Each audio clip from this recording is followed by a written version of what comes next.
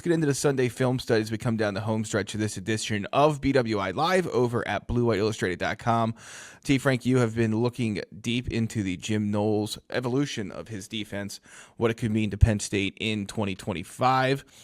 Give me the high-level takeaway at this point of what you've learned so far. I know you've been checking out various parts of his past and what he's done and so on and so forth. So take it away. Yeah, first off, please go read the articles at BlueWhiteIllustrated.com. I'm pretty proud of what I was able to uncover because let me put it this way. I did your homework for you so that you don't have to go back and try and find highlights on YouTube or any of those things. Like in terms of watching at Oklahoma, like I went back to 2019 and watched film at Oklahoma State to see where this thing started and where it ended up at Ohio State. And it was fascinating. It was genuinely fascinating. I was able to watch a coaching clinic on how he describes how he uses the Leo. I was even able to find a description from a physical and a traits perspective that he puts into what he's looking for that position. Again, that's in the article. So you want the full breakdown. We don't have time to get into it today. Please go check it out. It's a 2-part series over on the website. And the main thing that I want to get to when talking about this is my interpretation of how his scheme evolved over time. Oklahoma State, he was replicating what he did at Duke and earlier in terms of having that Jack, Leo, Tom Allen called it the bull position, where it's a hybrid defensive end that plays some in coverage, plays off the ball a little bit, but is a full-time defensive end roving around the field, a hybrid player.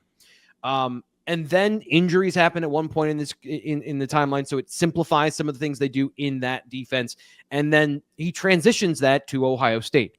If you've been following the story, the drama of what happened at Ohio State between Jim Knowles and some of the defensive staff, he even said, we dabbled with it, I think, or he experimented with it at Ohio State his first season.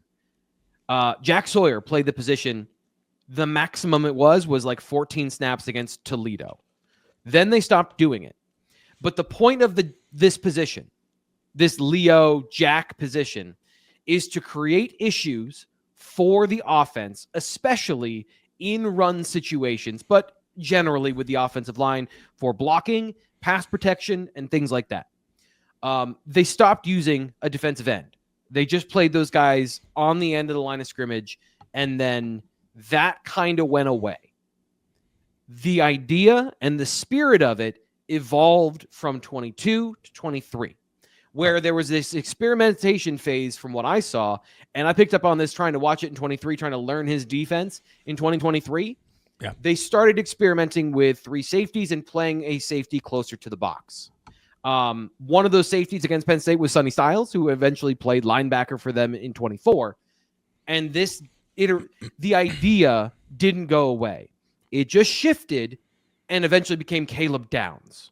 And talked about this last season, both on the Tailgate Show here on the BWI Live Show, that he was kind of a pseudo linebacker for them at a certain point, which is exactly what they were doing with the defensive end at Oklahoma State.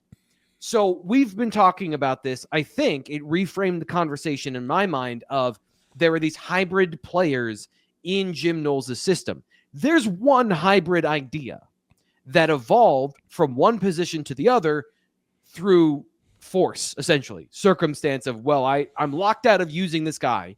How do I get that into my defense? And then we see the evolution, the iteration going into Caleb Downs being that special player that is doing those hybrid style roles, but from a different place and from a different concept of how I apply that to the defense. That's my best read of it. And I think that shows a lot. First off, does Penn State have the ability to play both hybrid positions like we've been talking about? Are they going to do that? Do they need to do that? Do you need to have 2 hybrid positions? This is what's on the table in spring football in my mind. Who's the best player to build the defense around from this guy's talented and can do the things that I want? Is it the Jack position, the Leo position, whatever you want to call it, on from the defensive end, who's going to play some snaps off the ball and is going to move around the formation? If Abdul Carter was on the roster, zero question, that's what they'd do. If KJ Winston was on the roster, zero question, they would have that ability within the defense to play him this way. So Penn State's had this hybrid lion position. I don't know that that's what this is going to be. I think it's going to be something different based on what we saw at Ohio State. That's my best pitch. And if you want to read the details, and I even have some videos from 23, some of the ways that Penn State used Abdul Carter that are similar, and all that stuff in the article on the website. I was fascinated by all of this, and I hope that kind of makes you interested in as well. It's not just the Sunday film study. It started like last Friday and was like 4 or 5 days of deep dives on film. And like, I didn't go back and watch every single snap of defense from 2019 to now, because I do have a life. But I do feel like this is a good roadmap of where he's evolved and what you can expect, or at least gives you a map of what to expect from Jim Knowles this upcoming season. And then when we see things develop, we know kind of the way they're going with the defense.